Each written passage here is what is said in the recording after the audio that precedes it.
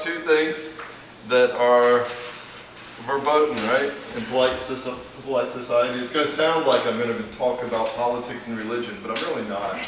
I really am just talking about morality, orthodoxy, and then at the end, ritual.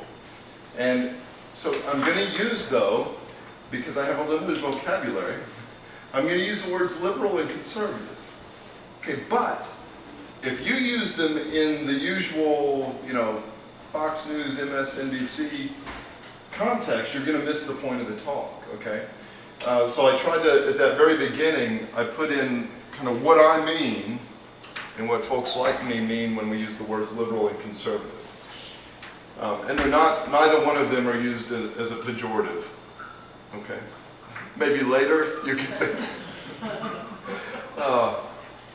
but in general, the liberal worldview, as I'm going to discuss it tonight, focuses on things like helping others, protecting others, making sure that people get their fair share, okay? Asserting the rights of people to make their own choices. Okay, those are some of the motivators within the liberal worldview, the moral motivators. The conservative worldview basically accepts those things, applies them differently though. Okay, I'm going to talk about that later. Just because we have the same moral motivations across America, across the world, doesn't mean we're going to agree on their applications, right? Or on the analysis of the situation. But here's the thing, and this is kind of going to be one of the major fulcrums of the talk, is that the conservative worldview accepts these things, but then adds some others.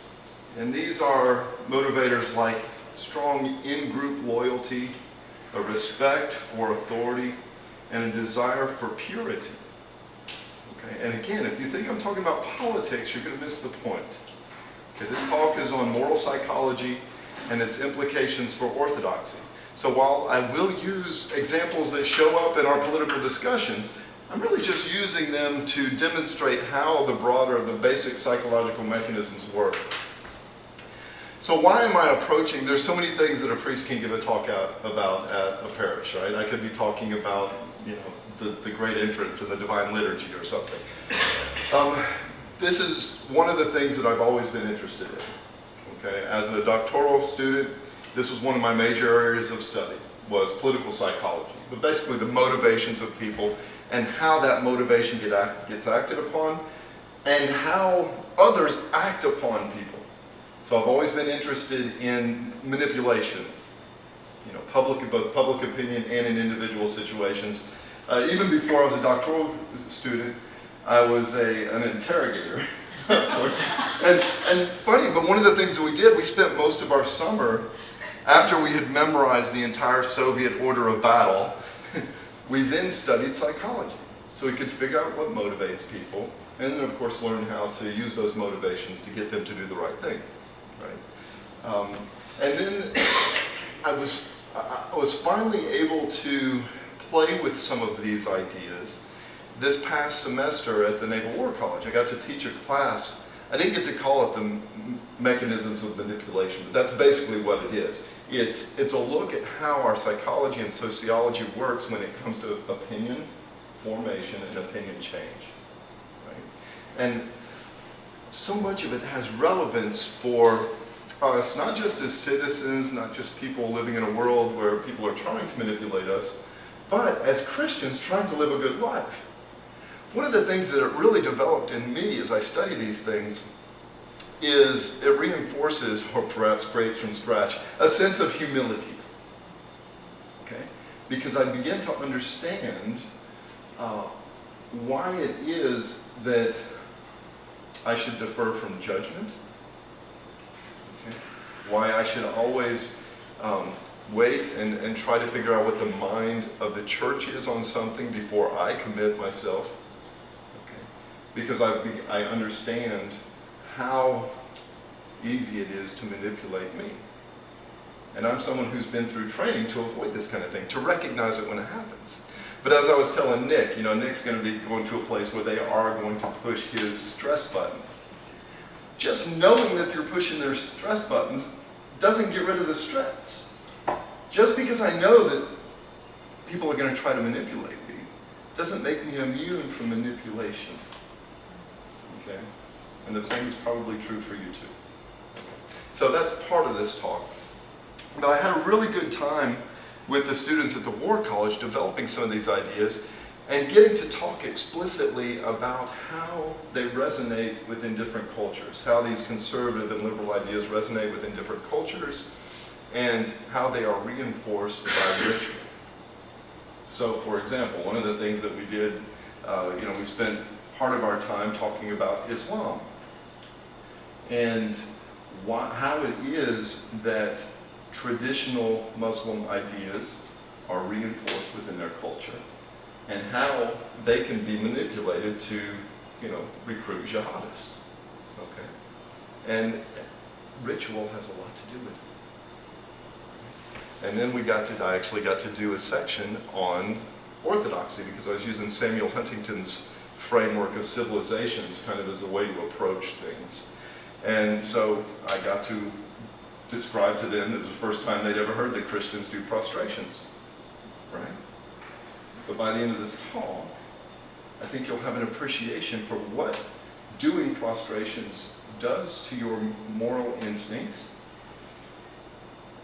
and also what is missing from the instincts of someone who does not do prostrations. Okay, so that's where I'm headed with this. It's just a little appetizer. Okay, so also though, this particular talk had another genesis as well. It comes out of a frustration that I felt. And it's built up over time because I'm frustrated by miscommunications. It doesn't bother me so much when people disagree with me. It's when they don't understand what I'm saying. That kind of bothers me. And I've found that there are certain contexts where that happens again and again and again. It's predictable. So I spent several years in academia. Right? I was a Southern conservative at Ohio State University. I was deeply religious. I wasn't just spiritual. I actually embraced religion. I had married young. I had kids. I was also an intelligence officer. And I was from Georgia. All these things are indicators to the people I was with that kept them from hearing what it was I was saying.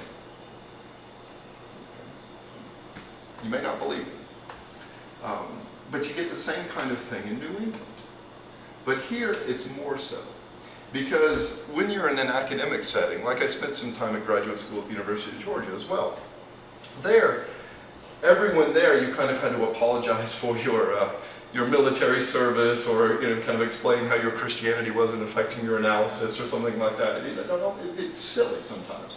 But then once you go down the street, people would hear what you said in the manner that you meant it. In New England, because the secular and liberal worldviews are so dominant, it's more difficult and more often misunderstood, is what I find. And again, I'm not talking about political liberalism. Okay, I'm talking about this worldview that focuses on these certain sets of moral motivators. So I have a joke sometimes in my podcast. I started out, it's not just for the NSA, it's also to point out, it's kind of my in-joke thing. I say, this is Father Anthony Perkins hosts this podcast, your Christian, Southern, homeschooling, gun-owning conservative, And because then I know that, it's a joke, but if people see any of those things around here, their minds close. It's very difficult for them to take you seriously when it comes to moral values. And that really came into focus doing ecumenical work. So I'm a chaplain at the University of Rhode Island, and for a long time I was an really active member of the Faith and Order Commission of the Council of Churches here in Rhode Island. And they are Christian, committed to Christ, but very liberal in their theology and in their worldview. And they seemed incapable of finding any good things to say about political and religious religious conservatives. The most charitable thing that I could ever get out of them was a kind of, you'll grow out of that. Right? Our denominations grew out of that. You will too. Talk to me when you're older. Oh, you're so cute. Right? And then you kind of pinch my cheek a little bit, right? And even when I was able to set up the situation, or the situation was set up, thank you, Bonnie, can you put it on their tables so they can just... It's very hot. Okay. It's very hot. It's very hot plate. Even when the situation was set up to bring charity out of them, they were not able to do this. So let me give you an example. We were having this wonderful discussion about how we needed to really be sympathetic in the old sense of the term, charitable, in our dealings with people who are different from us. To be charitable in terms of their motivations and things that they say, and everybody was into this. It was a beautiful moment, right?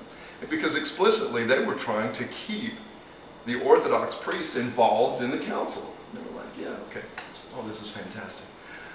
So we are what we call primed, is a psychological term for it. We're primed for something positive now. Well, then comes a discussion of occupation, the Occupy Wall Street movement, and there was one in Providence, right? And the Tea Party movement.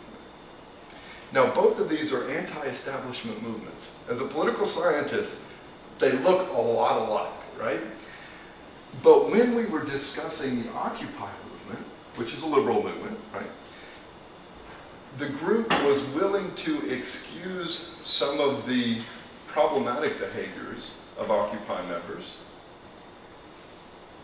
to bring out the best, to be charitable in their evaluation of it. It was very nice. The Tea Party did not evoke any charity at all. Okay? And I even pointed out, I said, isn't there something positive that you can say about the Tea Party? You just said that you wanted to be charitable about people's motivations that are different than you. Here's an opportunity.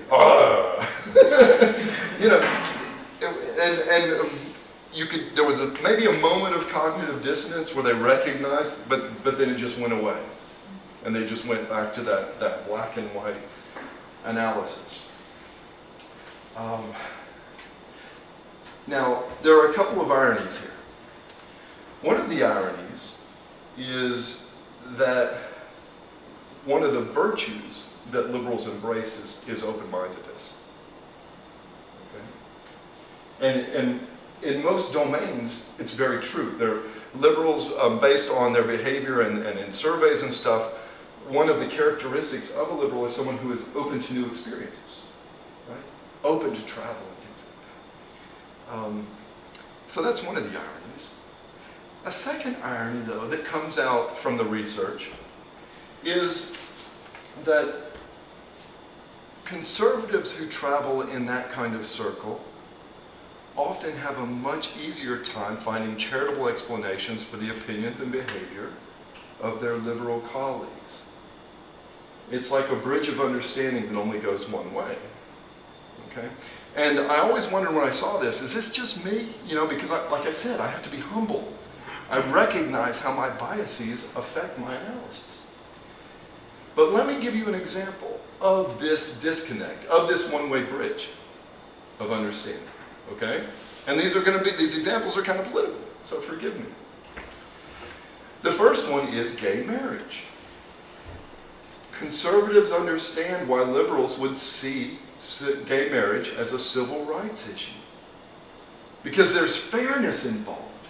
It's an issue, if you frame it as an example of fairness, you're like, yeah, you're right, it's not fair. Okay. We may disagree with the application, by the way. But all conservatives, and I am a conservative, I should say that up front. When it comes to these things, I am conservative. But conservatives, even if they disagree on the fair versus not fair, they value the liberal motivation. I don't know of an honest conservative who can say, I don't care about civil rights. I don't care about fairness. Right? Okay, so they may disagree and they say, but that's not this at all. Personally, I say, yeah, you're right, it's not fair. But here's the thing. When you go the other way, when the liberals are trying to walk across the bridge, they don't just disagree with the conservative stance on the issue, they don't value the moral motivation of conservatives when it comes to this issue. Okay? So when conservatives make their moral argument based on tradition, based on authority, and based on purity, those things don't resonate with liberals. In fact, liberals will see them as code words for oppression and these other things. Okay. This is what I mean. There's a disconnect. There's not an honest dialogue going on. So they don't just disagree with our application of these principles of things like tradition, authority, and purity. They are antagonistic about the principles themselves. And for understandable reasons. I get it. Okay?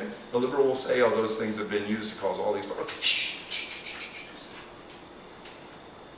They don't accept the fact that for conservatives, these are real moral motivations. Okay. Except to pinch us on the cheek. Another example is the social gospel. And remember, I'm talking about areas where conservatives can understand the liberal motivation, but liberals can't understand the conservative motivation. When it comes to the social gospel, I don't know if you all have heard of the social gospel, but it's the focus of liberal mainstream Christianity. And it's beautiful. You know, Christ said you need to take care of the poor, you need to visit people in prisons, you got to care for the orphan and the widow. Right? And we do.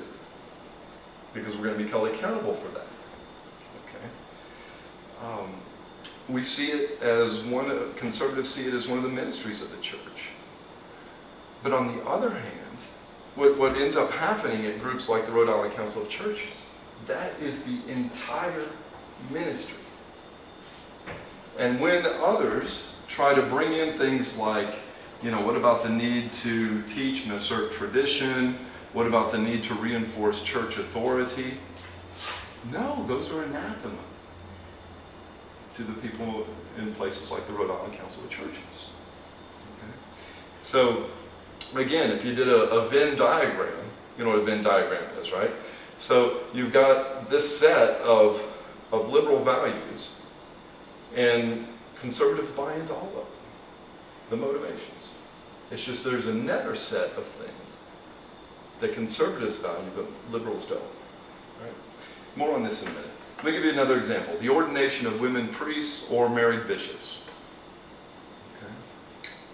Okay? Again, for liberals, it's not fair. And it's just that it's not only isn't it fair, it's not efficient. Right? Things would be so much better. And I look at it all, I'm like, yeah, you're right, that's not fair at all. I know women who are much more talented than I am. Much better speakers. Come on. Okay? But the conservative says, yes, but. And says, there's more to these decisions than fairness.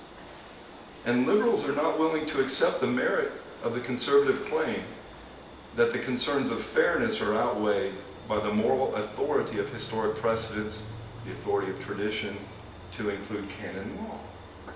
Again, for a liberal, honestly, there's a visceral reaction. Those things are code word for oppression. I get it. Okay. But for conservatives, these things are visceral. They're heartfelt. Okay, let me give you one more example. I was hoping that Nick Petrov would be here because he did a lot of work on this, and that's Pussy Riot. Okay, y'all probably saw that in the news. If you saw it in the American news, you saw a very different treatment of it than if you saw it on Russian or Ukrainian news. Okay? Here, liberals, as exemplified certainly by the press here, and op-eds, were supportive of the acts of these hooligans because they mutually oppose the oppression of the Russian state. Okay? And I could put alleged in front of all these things. It doesn't matter. That's what they see. They see oppression. And then they justify or excuse the use of Christ the Savior Cathedral because the Russian Orthodox Patriarchate allegedly supports this oppression.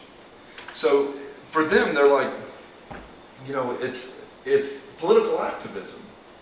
That's what it is, right? Now, even conservatives, and it's fun, I could watch the play out. You know, I could watch it from friends who are in Road Corps. Hey, sweetheart, come on. And also friends who are in the Ukrainian church. And I can tell you that even conservatives who oppose the Putin regime and the relationship of the Putin regime with the Russian Orthodox Church are troubled by the actions of Pussy Riot. Okay? And here, by the way, this is great for a political scientist because you've got variation. I mean, people who are Russophiles, you know, the sense of just outrage is just universal, right? For many of the Ukrainians, it was tempered by the fact that they also didn't like Putin and the Russian Orthodox Church, right? So they were like, you know, so there's a little bit, but uniformly came out against the actions of them. Why?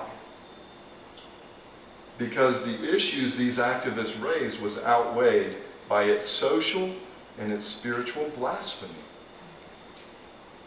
Okay? And I use that word intentionally, blasphemy. They ruined, you know, they came in and they dirtied a sacred space. Now, when there's conversation between conservatives and liberals on this issue, liberals will acknowledge and regret the pain that the actions of the activists cause. You know, the fact that, you know, people were interrupted in their schedule and that it hurt their feelings. But they don't grant any extra weight to the particular space that was defiled or to the ritual that was interrupted. Okay? That's the first thing that we see when we see those videos. Right? Okay. Just to make sure you understand my point, this kind of miscommunication is a lot different than normal political discourse. For example, let me pick another fun issue, abortion. That's a normal issue. Okay? There's common ground between conservatives and liberals about the issues involved. Life, freedom, fairness, proportionality. The disagreement comes about the relative applicability of these same principles. So the liberal agrees that life is sacred, but they weigh the life of the mother as being greater than that of an unborn child, which many won't even admit is a child. The conservative might agree that a child, an unexpected, unwanted child, is a great burden, especially on a poor family, often a single mother family.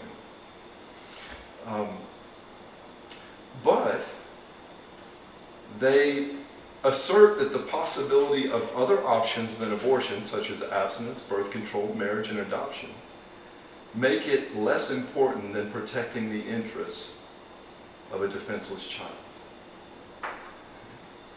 So there's, again, what I'm saying here, this isn't an abortion debate. I'm just pointing out that liberals and conservatives are at least speaking the same language when it comes to abortion, right? They just disagree on the applicability of the language. Okay, so let me restate the problem. Orthodox Christians find themselves at an impasse when talking about important moral issues with heterodox and especially liberal Christians. Okay, but honestly, it gets worse because our minds are not formed here. We don't live here. This isn't a monastery. We live in the world. Right? So this disconnect is working its way into our parishes. Okay? And I'll give you some poll results. There's majority Orthodox support for abortion. I should caveat that, but that does not mean that a majority of Orthodox Christians support abortion. It means that they support the government position on abortion. That's an important distinction. Okay? Almost a majority, 3 or 4 years ago, supported gay marriage legislation, and I bet that's a lot higher now because of all the press. Now, learning charity, learning real respect and sympathy for one another will help when it comes to loving each other and talking openly and honestly and listening to one another. But there's a real division here that needs to be healed. Okay, and because we are interested in truth with a capital T and adhering to it, finding the truth and then becoming part of it, there's another issue involved.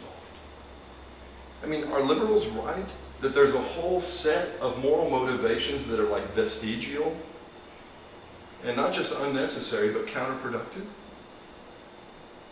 Or are the conservatives, moral conservatives, correct in saying that no, there's a whole set of things that liberals are just colorblind on, that they can't see what's going on? Okay, or put another way, should conservatives just chill out a little bit? Or should liberals grow up and act more responsibly? Okay. All right, so let me go into the meat of the talk, and why don't we pause for a second so y'all can get something to eat? Because now I've set up the problem, and I'm going to give you the answer. And if you're not hungry, then I know y'all already ate it, right?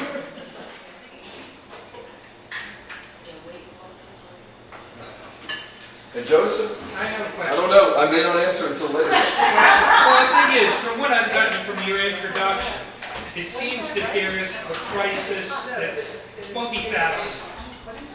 Language, moral equivalency, and moral decrepitude. Just from being in the world and being bombarded by... Well, I know which side of the discussion you're on, Joseph. Based on your diagnosis. Go on. No, but the thing is, for many, many years, and as long as I've been on this earth, words have meant things. Yeah. Now, you have the union of homosexuals, right? By definition, marriage has been a contract since time immemorial between a man and a woman. But in the sake of fairness, we're making it equal and we're calling it Right, marriage. we're giving it a broader definition. It is now the conjugal union of... Right. Okay. Now, where does that stop? The next step would Well, be bestiality. okay. I love my but they're not. I would say if you're interested in more reading on this, and you may have read it, C.S. Lewis, Yeah. The Abolition of something, of man, Abolition of Man, Right. is fantastic on this because because he's a linguist. Right. He was a literature professor and a linguist, so he was really interested in what the hollowing out of words meant. And one of the things he focused on was like, there's been a move away from things, describing things as beautiful, Right. as having inherent beauty Right. that exists outside the beholder, Right. right? Versus, I think that is beautiful, or that moves me, right? Exactly. And the funny thing is, if anyone holds a position where they hold moral absolutes and are unafraid of calling things right But- and wrong. But here's the thing, you have to be very careful because lots of people have moral absolutes. A dedication to fairness, a dedication to justice, proportionality. Those are absolutes. But what I'm saying is that they're within this framework, and this comes from psychology, the research of psychology. It doesn't come from, just, me making stuff up. Yeah, let me go on, okay? So, diagnosing the problem. And remember, the problem here is that we're not understanding each other. Okay? There may be a bigger problem, but at the very least, that's a problem. We're not understanding each other. We're not respecting each other. Diagnosing that problem correctly is critical because your treatment follows from your diagnosis. And unfortunately, misdiagnoses are common. Okay? And misdiagnoses, sometimes, a lot of times they're polemical, right? They're like, well, they're just wicked, or they're just stupid, or they're Neanderthals, and both sides, they just go back and forth. And you're like, yeah, just be quiet. Be still and know, right? So I want to share, before I share the most interesting diagnosis of the problem, I want to share with you a couple of other findings within psychology that will help us understand what is to come. Okay. The first is the finding that most moral decisions and opinions are precognitive. There's no mental discourse going on. That's what I mean by precognitive. Instinctive. Most of our moral decisions are instinctive. They're made using what Daniel Kahneman calls the fast brain. And I've got a bibliography for you if you want to check it out. You may have heard of Gladwell's book, Blink. He goes into some of this stuff. And Gladwell writes more excessively than Kahneman does. Kahneman's your typical Ivy League psychologist. But I'm listening to his book right now, and he reads it himself. I appreciate that. Right? That's kind of cool. Okay, so the fast brain comes to a decision about whether something is right or wrong. And then the slow brain, what we think of as us, comes in and start to use all of its fancy words after the opinion has already been embraced to explain why that choice was the righteous one. And I went through this in a homily, I think 2 or 3 weeks ago. So first, the decision is made, and then the thinking part of our brain comes in and kind of analyzes it, but the decision's already been made, right? It's a skewed analysis. And explains to us why it was the proper decision. Okay. And the fast brain part of it takes place outside of our notice. All we notice is the thinking. Okay. So, our own brains are doing psyops on us. Okay, so it looks to the self as if the decision was made through deliberation. But that's just marketing. The choice was made before the brain came up with the reason why. And I want you to realize, this is very powerful. I'm not saying all decisions are made like that, but this is the way most of the things we do happen. We do it, and then our brain is along for the ride. Kind of cheerleader, PR guy. Woo-hoo, that was great. You did just the right thing given your circumstances. And this is true for liberals and conservatives. It's not that one group is thinking and the other one isn't. Okay, so it's not a problem where you're going to say, would you just listen? Or would you just stop and think? So it's not that one group is thinking and the other isn't. It's that liberals and conservatives have developed different moral instincts that they have learned to dress up with wise words. And I should be more generous. Slowing down will help. Okay. Learning to sympathize with and talk openly with other people will, and that's part of the slowing down process. We don't do all of our best thinking within our heads. We do it in conversation with good people. So that'll help. But it's hard if the problem is a sort of blindness. You can talk to a colorblind person, too bad Josh isn't here, I can pick on him, about how wonderful the distinction between greens and reds are, right? And if they love you, they will develop an appreciation for that difference, even though they can't see it, right? They don't feel it. Their instincts will never be to say, wow, I love that green. That's a beautiful shade of green. No matter how open-minded or loving they are. So, this fast versus so slow thinking does not explain the disconnect. But it does give us a greater appreciation for the depth of the problem. The second one, that I want to bring up is called framing. I've already used it a little bit, but I want to flesh it out for you. For the purpose of today's discussion, framing means providing the ideational context for an issue. All right, yeah, those are big words. We frame an issue when we assign it, when it is assigned to a particular moral category. So if you think of that picture is framed, okay? So you can frame, they did an experiment while I was at Ohio State where a group was coming in to protest Columbus Day, okay, in Columbus. And one of the news channels framed it as a freedom versus oppression issue. Okay? Another one framed it as a public order, respect for law issue. Okay? So it's two different ways of, it's the same issue, it's the same coverage, but in one, the moral evaluation is based on one thing, and on the other it's based on another. And what we did is, or what they did, is they ran experiments that would show students who were similar in all other ways the two different videos. So one group would see one group would see the other, and then they would have them evaluate them to see if framing affected their opinion about it. And of course, they controlled for the students' own political persuasion and other things like that. And framing does matter, by the way. How you frame something matters. To give you an example, going back to the abortion debate, liberals tend to frame abortion as an issue of fairness or justice for the mother. Conservatives tend to frame it as an issue of fairness or justice for the child. So, a lot of our political dialogue takes the form of advocating one frame over another.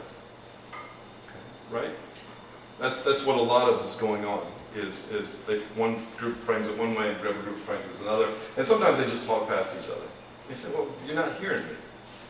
You know. So what you have to do if you're in a conversation with someone who's framing it differently, say, "This is what I hear you saying," and you repeat it to them, and you say, and you value it. You say, "But here's what I'm saying, that this frame is stronger." Okay. So that's a more useful dialogue. Then. Anyways. We have to, though, take into account that first thing that I said about the fast brain and about how it's always trying to take initiative. Framing affects the fast brain as well. And because the fast brain is reactive rather than deliberative, this means that the actual work of making moral choices is done before we even get involved. Do you see what I'm saying? Because it's reacting, it's not thinking about stuff. It has a gut reaction to something. And a lot of that gut reaction is based on how it is framed for us. That's powerful. Okay? The framing that is providing for us is not always, or I don't even think very often, overtly moral. And it doesn't even have to be deliberate. Sometimes it is. When you're watching the news or you're watching certainly political speeches and stuff, that's deliberate. But it's often circumstantial. And the circumstantial framing is just as powerful. So, is the person who's giving us this information or who we're hearing it from, are they likable? Are they part of our in-group? Are they handsome or beautiful? Are they tall? What were we thinking or talking about before this issue came up? Again, that priming idea. What did we have for dinner the previous night? Okay. All of these things and many more can affect our first reaction, our gut instinct, when it comes to an issue or an idea. But once our fast brain has come up with our opinion on something, another finding within psychology is it's very difficult to get someone to move from that opinion. Okay, it takes a lot more information to get somebody to move from that opinion than it does to reinforce it. And this is why you know the rule of thumb or the good advice that first impressions are so important. Why? Because once someone has made their impression of you, They're only going to notice data that reinforces that opinion. Right? They're not going to notice the other data, okay, unless it really piles up. And when it comes to morality and moral decisions, remember, it wasn't made for rational reasons. It wasn't made for moral reasons. It was just our gut instinct to circumstance. Okay. So framing plays a huge role in our moral decision making. It affects how both the slow and fast-thinking parts of our brain come to conclusions. Moral discussions are often about the relative applicability of different frames. We discussed that. And this helps us understand why liberals and conservatives disagree. Remember, they use different frames, and they even apply the same frames differently from one another. But that is only part of the story. We're still left with the problem that some moral frames that motivate conservatives at the gut level and at the thinking level do not resonate at all with a substantial portion of the population. To understand that, we need another diagnosis. And for this, I finally come to the fun stuff. And that is moral foundations theory. And this guy, Jonathan Haidt, he was at the University of Virginia. I think he's somewhere else now. But I've got the description of his book. A good introduction, though, is at TED. Just go to TED Talks. I've got the link in there. And watch, he's got 3 talks in there. This one deals primarily with the one that I've mentioned. Okay. He does a very good job describing why liberals and conservatives have such a hard time communicating and understanding each other. So he and a whole body of research now have found 6 moral principles that are present across time and across place. So not just in New England, not just in North America, not just in the Western Hemisphere, and not just now. Because what they did is they went and they searched different scriptures from different times and places. They did survey research from across the world, and they tried to find if there were certain moral categories that were distinct from other moral categories. Okay? And it's why 6? Why not 7? Well, maybe it is 7, right? I mean, that's how research goes, right? And this is, it's a special kind of research. And when he did the TED Talk, he had only identified 5. But he got so much feedback from people saying, you don't get it. And he was able to identify, oh, there's this other one that's out there that I didn't get it. And why didn't he get it? He didn't get it because he is a liberal atheist, right? So he's kind of an anthropologist going and studying a foreign land. Okay. And like I said, I value his work. He is an honest researcher. So the bottom line is that 3 of these dimensions are shared by everyone. That doesn't mean we're always going to agree on their application or their relevance. Okay? But 3 of them, half of them, are pretty much exclusive to conservatives.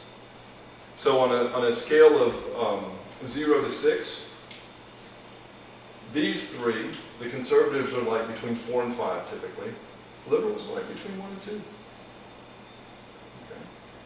So they're not completely absent, but it certainly doesn't resonate at the level it does with conservatives. So the universal moral dimensions, the main one is caring for others. Don't hurt the innocent. Pretty basic, very strong moral dimension. It's found in our scripture. Why? Because it's true. Christ said, love each other. Stop being jerks. Right? I mean, this is pretty fundamental, right? And this is the one, this is the primary one for liberals. And I know that God loves them for it.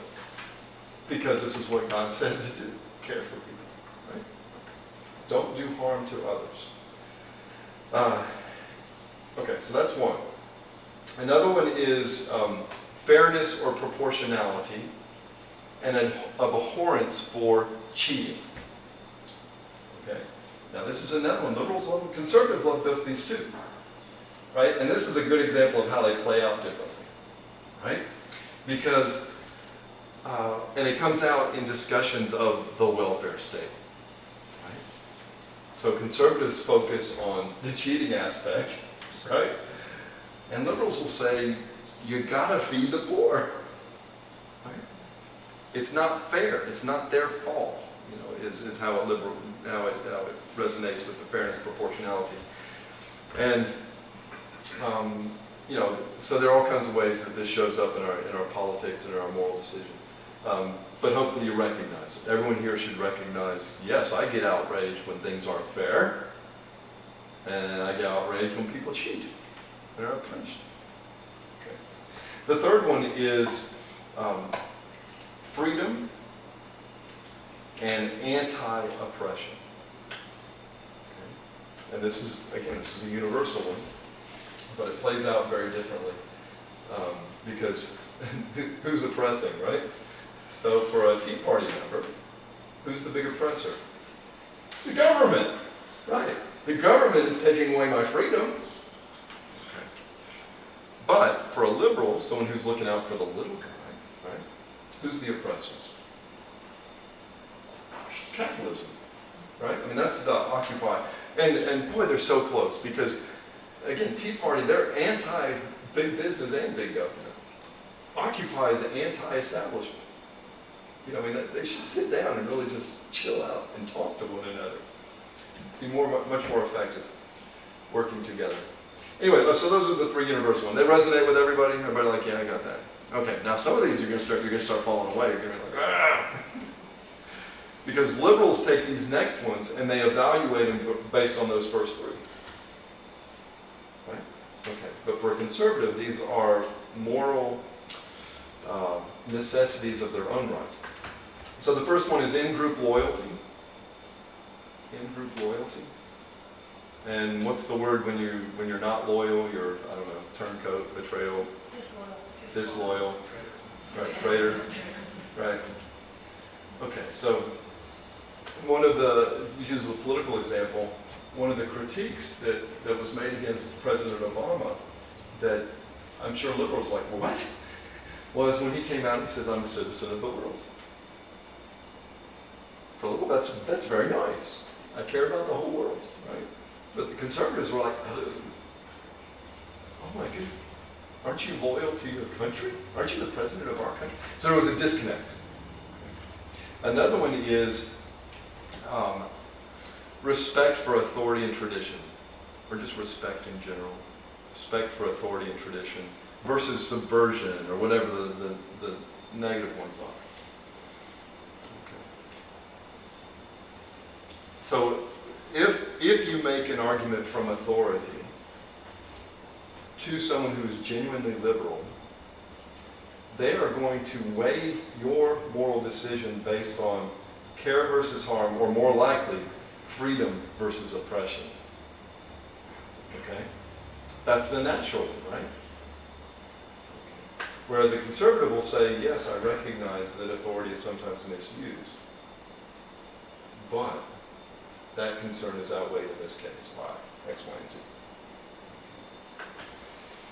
All right, and then the last one is a sense of sanctity or purity versus, I don't know what the words are. Degradation is the word that hate used, but you can imagine your own words.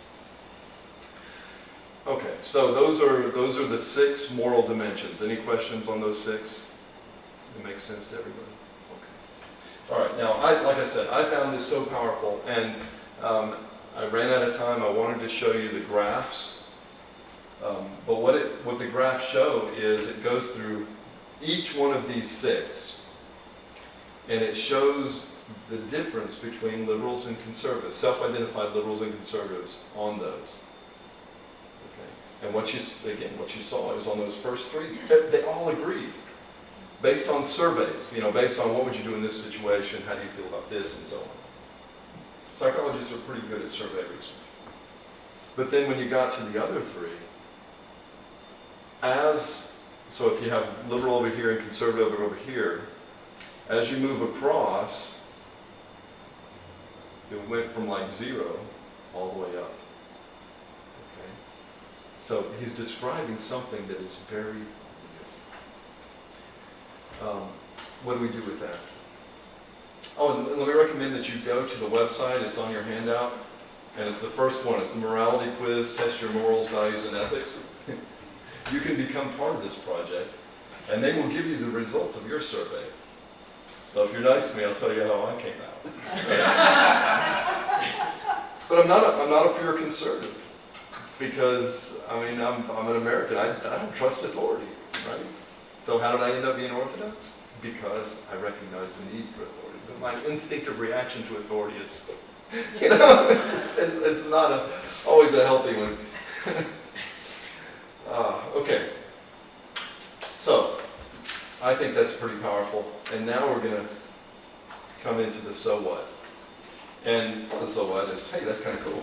Father Anthony told me something that was pretty cool. Okay. Let's use these 6 moral dimensions to evaluate some of the things that Orthodoxy tells us are true. Okay. Let's look first at the sacraments. Okay. And we don't have to go through all of them. I just want to do it enough to where you can see how this works. Okay. What is it that baptism does?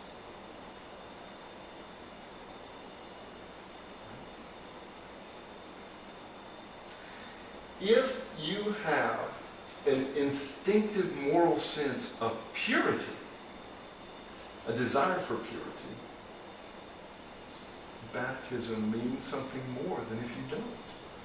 And the same goes for confession. Let's skip straight to confession because confession is a powerful. So why don't we go through all 6 with confession? Because y'all go through confession more often than you do baptism. Okay. So care versus harm. Does that resonate with confession? Yeah, I think it does. Because one of the things that we come to confession is for healing. Okay, and I think it does resonate with that, and it should. Fairness, proportionality versus cheating, yes. We should be morally outraged at the way that we have been a disservice to other people. Very good.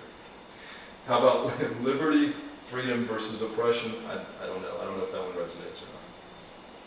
I think the way it resonates is it keeps some people from wanting to go to confession. Okay, and more on that in a second. How about loyalty versus betrayal? For some people who come to confession, this may be one of the things that they confess.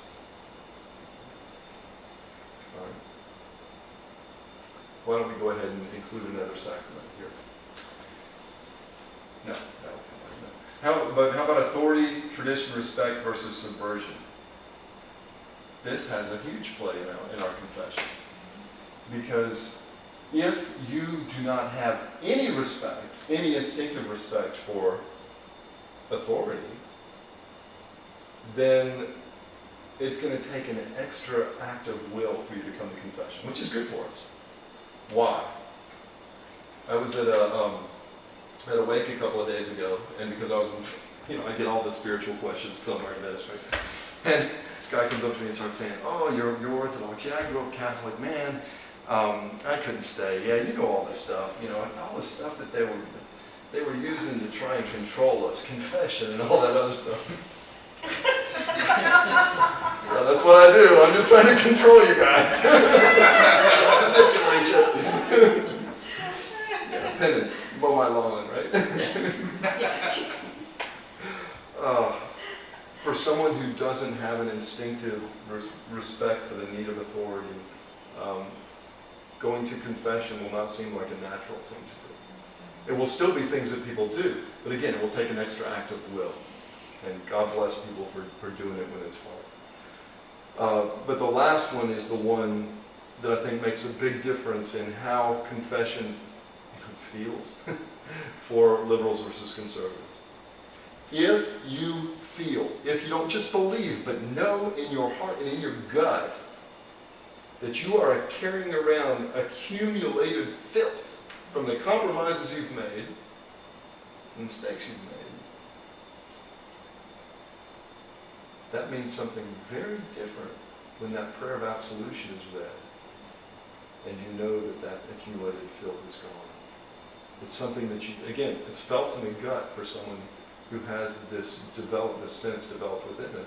Whereas for someone who doesn't have that, they will recognize intellectually, because they're Orthodox, yes, God has forgiven me of this. This means I can go to heaven, or, I can start over again, but it's still very intellectual. It's not going to be felt in the same way it is for someone who has an instinct for purity. Marriage is another one. Then I'm going to skip on to something else. That'll be the last, what's it called? Sacrament. No, maybe it will be, maybe it won't. But marriage, why marriage? Because marriage is another one where, we can go through the other ones and they'll resonate. But the sense of purity and sanctity is something that affects our understanding of marriage. The marriage bed is undefiled.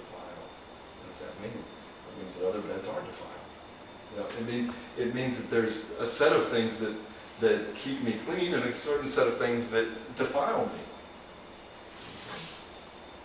This raises up marriage in the heart of someone who feels these things in a way that it can be intellectualized and understood and sympathized with and accepted by someone else. But they're not going to feel it. It's not going to mean as much. But I think it should mean.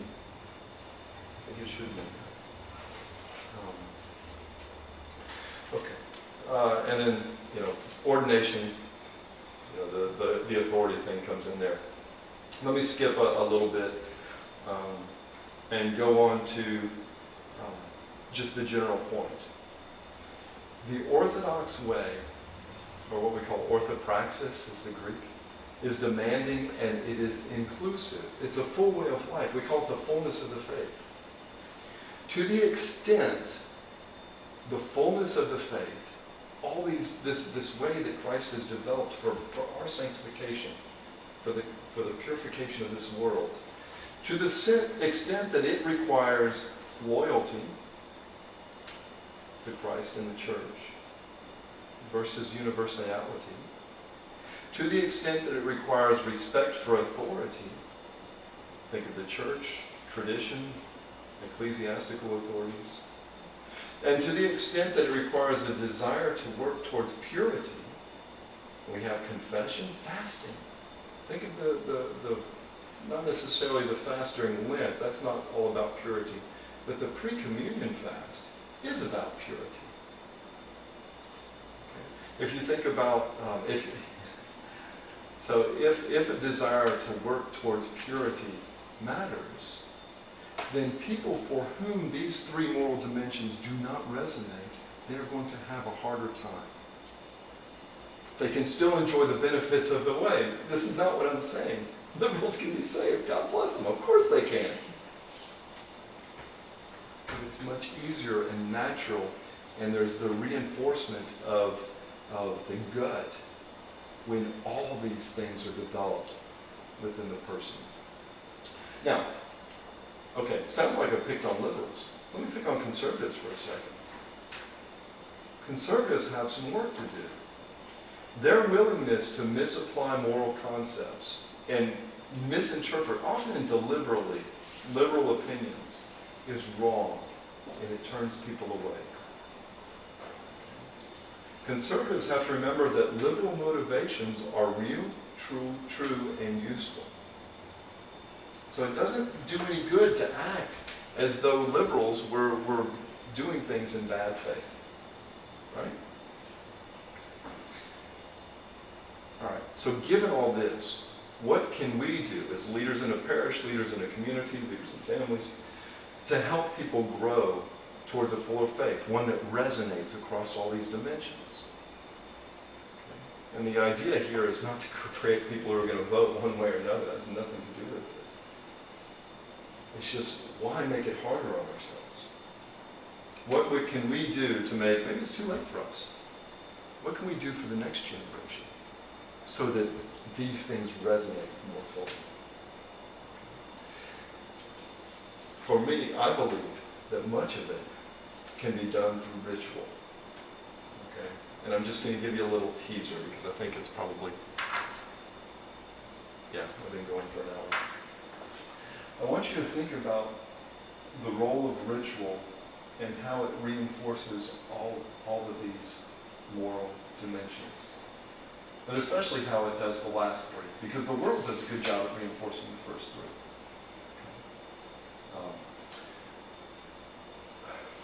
Certainly we gave the example of fasting. Okay. If someone grows up fasting, then they have a recognition that some things are good for me and some things are bad. There are one time for some things and another time for other things, right? I don't eat before I go to communion because communion is holy. So you develop an instinctive feel for that sanctified thing that you are going to prepare to partake. Another part of our ritual is an iconostas, right? Horribly old-fashioned to set one part of our temple apart, away, right? What does that do, though? Oh, there's one part of this space that is set aside for one purpose, and it's a very holy purpose. So I have this category that grows within my head and moves into my heart and into my gut for sanctified space, for holiness. Oh, he's a priest. That means that we treat him differently. Not because of who he is or anything like that, but because he is a priest. So, and let me just teach you a little bit. So there's this tradition of kissing the hand of the priest. Why do parishioners sometimes kiss the hand of the priest, Father Maximus? Because tradition is the hand that consecrates the Eucharist. Right, it's because it's the hand that has consecrated the Eucharist. So there's the traditional story about, if an angel and a priest walk up to you, you kiss the hand of the priest first. Why? Because the priest has held the sanctified gifts, okay? So it's a recognition of that holiness and an appreciation for the role of the priest, not for that person. When someone who doesn't have this gut feeling sees that, what do they see? Let's be charitable. What does a liberal in this context see when someone kisses the hand of a priest? Subservience. Subservience, right. What are you doing? He's no better than you. You're right, I'm no better. I'm worse. I know I am. Yeah, that's why when somebody, it's humbling when somebody kisses your hand. It's like somebody giving you a compliment. You haven't earned it. What's another one like that? This one's very powerful. I mentioned at the beginning, prostrations. And maybe this is how I'll end, because you can see where this is going. Prostrations build up an instinct of deference to authority. And for the Orthodox Christian, that's a wonderful thing. Now, one of the reasons liberals rebel against this is because they have seen authority misused. That's why, honestly, that's why their gut reaction is negative. But within the Orthodox Church, it's a place where we can trust. I'm not bowing to anything but God. God's perfect. Sometimes his servants do stupid things, but he's perfect. I'm going to bow down to him all the time. And what does this do in a child? It was so wonderful to watch Claire doing prostrations during the Great Canon. Right? It was beautiful. What is that doing within her? It's creating an instinct for deference and reverence. Okay? And we've kind of have an experiment going on in the Perkins family because our commitment to orthodoxy was the result of slow thinking. Okay? It was very, very intellectual. It was reading books, talking to people about big ideas, and then evaluating each of the ideas on its merits, and then finally saying, okay, this is something that I can believe. Right? And then you come in and you say, hey, they don't know anything. They've never read any books, and they're doing all this stuff. They don't know what it means. You know what? They've been doing it their whole lives, so it's instinctive. It's powerful within their guts.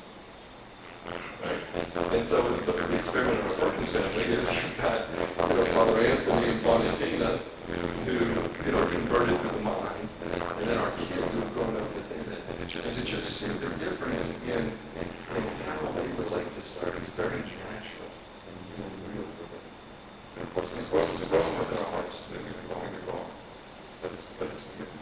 And so as leaders, I think that one of the things that needs to be done is we need to reinforce ritual as much as we can. And Lord saying, by ourselves, we make only the going up river, coming in, taking our time behind the silence, maybe kissing the person's hand. There's a joke why you right? How do you know what do you call someone's consider hand service?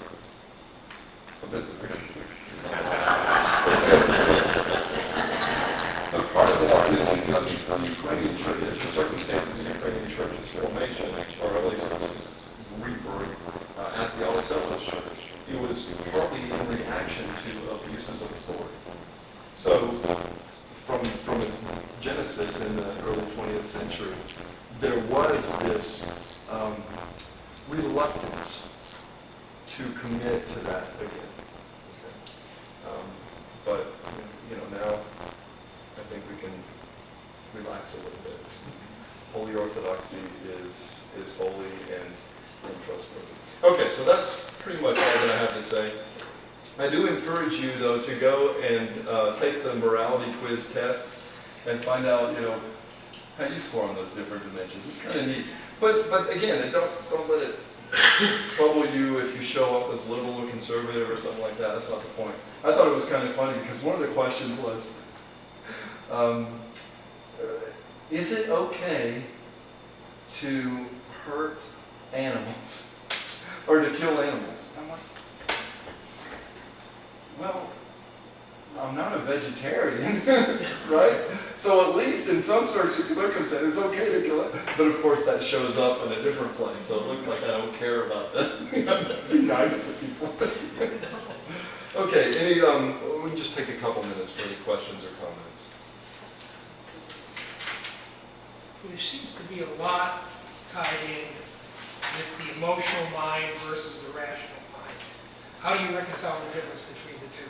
Yeah, well, emotional mind is the reactive mind, I guess. Right. The fast thinker, the reactor, right? And one of the things that we are called to do, yes, we develop good instincts. That's important. But don't trust your instincts. We are supposed to slow everything down and think in silence, right? I mean, we really are supposed to just empty ourselves to the mind of God, to the love of God. Okay. So all this other stuff, these reactions that we have, they're so superficial. And if we spend time in that kind of, not thinking, but that kind of true discernment, that true quiet, I think we react to things better, we react to things slower. But to the extent someone's gut has been trained, their emotions can be reliable in a pinch. But there are so few situations where we need to rely on our instincts. It's really a lot better, isn't it, for us to just and then just weigh things more objectively, more rationally, right? And the other thing is natural law. I mean, we're all human beings imbued with the sense of natural law, which should be the foundational basis of our morality, which is then brought out through life experience and through the pursuit of, a righteous life. Yeah. Yeah, in natural laws, it's usually described, does not fire on all 6 cylinders, right? There was a kind of a demonstration in D.C. today where some conservative religious leaders said, look, this is what all religious leaders should agree about across all groups, right? And they laid them out. Okay, so you take that, right? And then you have liberal religious leaders do the same thing. They say, this is the one thing that all religious people can agree on, right? And they're different. That's what's so funny. so the liberal, like you read the Huntington Post, if you look into the religion section of the Huntington Post, this is all you're going to see, is stuff that focuses on those, primarily the first 3 moral categories. Love each other. Stop being jerks, right? What did the conservatives come up with? Actually, they were more libertarians. They said it was very natural law.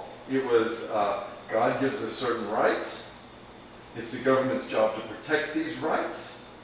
As long as the government does that, the government deserves our support. But when they don't, it deserves our opposition, right? So I mean, it's your typical 18th century founding fathers philosophy. Cracks me up. So, if by the problem with natural law is we assume that it should be instinctive, but even if it's there and it resonates from the very foundation of creation, and it does, because the world is fallen and we have our accumulation of sin, it's going to be misinterpreted, and there are other people who are trying to pervert it. So I don't trust my gut, and no offense, I don't trust anybody else's gut either. I don't care how much my gut grows, I don't trust it. Any other questions or comments? So I should stop listening to Matt Allen? Who? Matt Allen? Oh, I don't know. No, you've never heard him. No. He's on your radio, AM evenings. Oh, is he pretty ideological? Libertarian. Libertarian? Kind of out there. Well, libertarians are interesting because Mentally, they're too. all over the place. When you ask the question of, so that's liberal and conservative. It's easy when you put things on one dimension, but where do libertarians show up, right? And they're all over the place because some of them are just pure focus on freedom and against oppression. That's it. Okay? I vote libertarian. That's what I do. But why? Because I don't trust authority. But I'm a conservative when it comes to most of the values, right? So there you go. That's why this doesn't have anything to do with voting. So if somebody's moderate, are they insecure? No, they're balanced. Yeah, and people who are far on the left and the right politically, they have no respect for moderates, right? Because it's wishy-washy and all this kind of stuff. This is what I mean.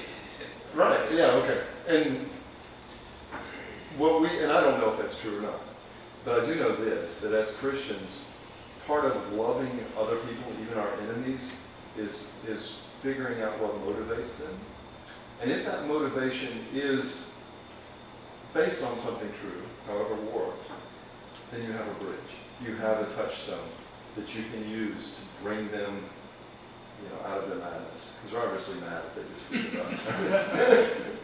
Right? And I think it's so much more useful to do that than it is to just label and misapply. I listen to and mostly read people on both extremes. So like I'll read Prison Planet and The Blaze and Drudge Report, but also read Huffington Post and Z Magazine and things like that. And they're not charitable towards each other.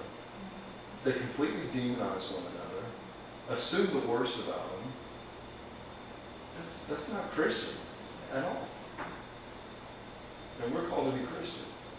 We could be talking about Congress. Yeah, well, and in Congress, I think some of it may be strategic. See, that might be different. I don't know, but it may be my bias because you know what I want Congress to do? Nothing. so I don't mind that they're not finding common ground. But I think that, like with the Tea Party, I think that's what they're doing. They're just trying to be obstructionists. We're not going to compromise. And it's unfortunate because of what it does to dialogue, and it sets a really bad example for us. But I think, again, I hope in charity, I hope they're doing it just for strategic reasons. I hope they haven't lost the sight of the humanity of the people they're opposing. All right, well, let's say a prayer. In the name of the Father, the Son, and the Holy Spirit, amen. In the name of the Father, Son, and Holy Spirit, amen. Let us pray to the Lord.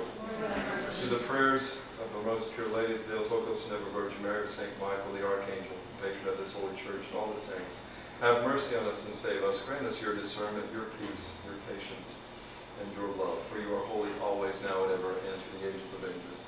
Amen. Okay. In the name of the Father, Son,